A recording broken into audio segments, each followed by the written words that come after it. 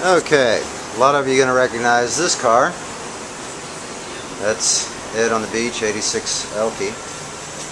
And as you can see, it's sitting a little light in the front end right now because there's a whole bunch of stuff missing up there. In fact, there's a bunch of it. There's a whole bunch more of it. There's a brand new water pump. And let's see, here's a bunch of it. And there's a drive shaft. There's a motor mount. We don't quite have the engine yet. And then, of course, there's a ton of wiring. That's the complete computer harness right there. And the computer, and I'm leaving it up here just in case I have to reference some things back and forth because I'm trying to figure the wiring out. And actually, here's some more stuff. Inner fender wells, radiator shroud, transmit. You know what? Let me show you some other stuff here. Hold on.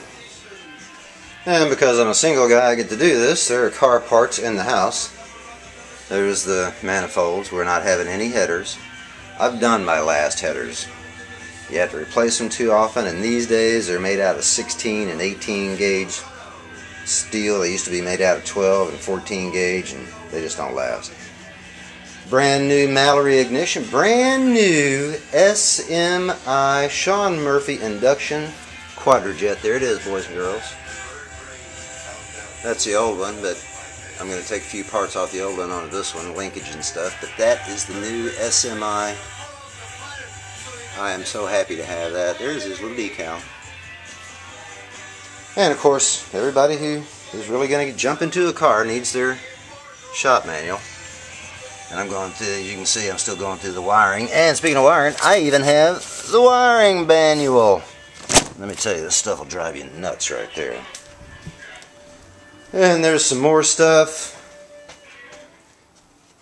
Exhaust that we'll be putting back on temporary. There's the radiator.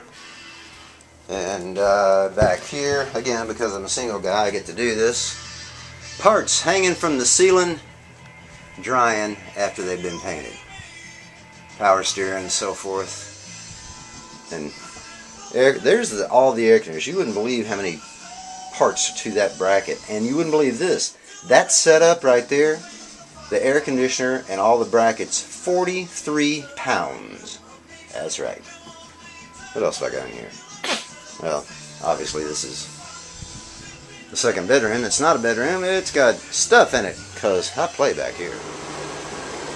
Anyway, here's what's going on. About middle ways through this project, and as you can see, this thing is peeled down to, at this point, nothing but a block.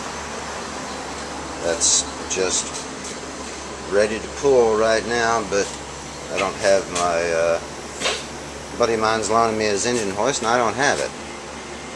And there's little things to do, and of course Waldron wants to help out, so I gotta wait till he gets back into town so he can help pull this. Look at that. Kind of digging that no fender well gasser look.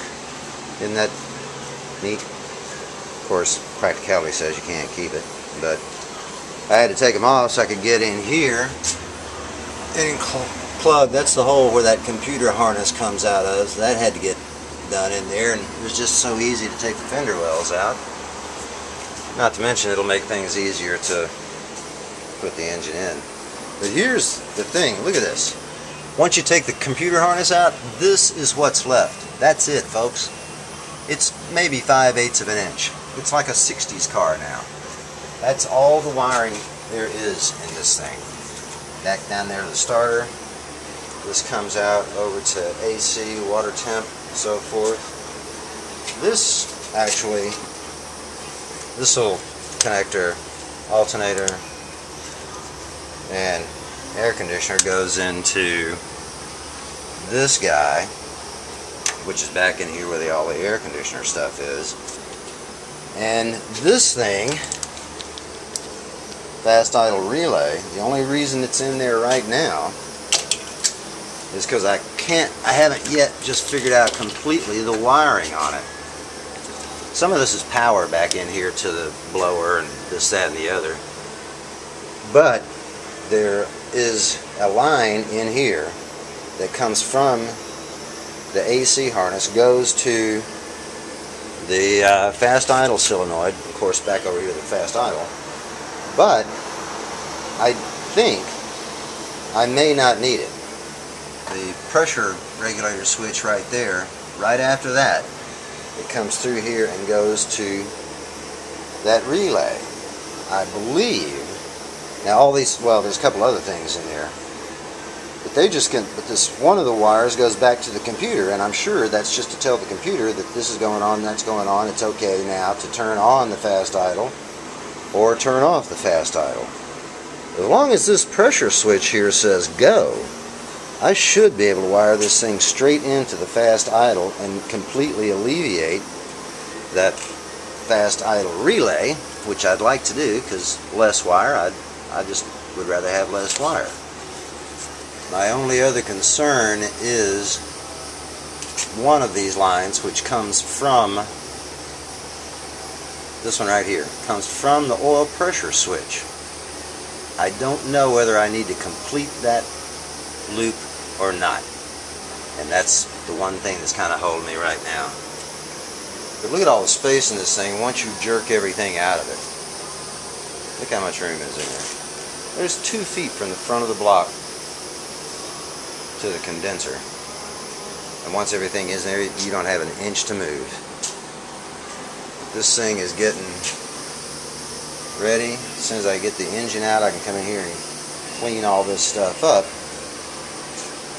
and be ready to install it. And I'd like to actually order the engine today, but end of the month is coming up, one of my teammates is going on vacation, and I'm just not going to have time to take a day off to accept delivery on the thing, number one. And after I get this engine pulled, you can see all that needs to be cleaned up back there, repainted and freshened up. And of course, like I said, Waldron wants to help lift this motor. He's never lifted one, so we're going to let him help out. And then we're going to have him help build, when the long block gets here, we're going to let him help build that and install it too. Cool looking. I just dig that fenderless look. Anywho, that's where we are. A lot of work right in there. You can see how light it is on the front end without, that's 3 inches above its regular stance. See you later, boys and girls.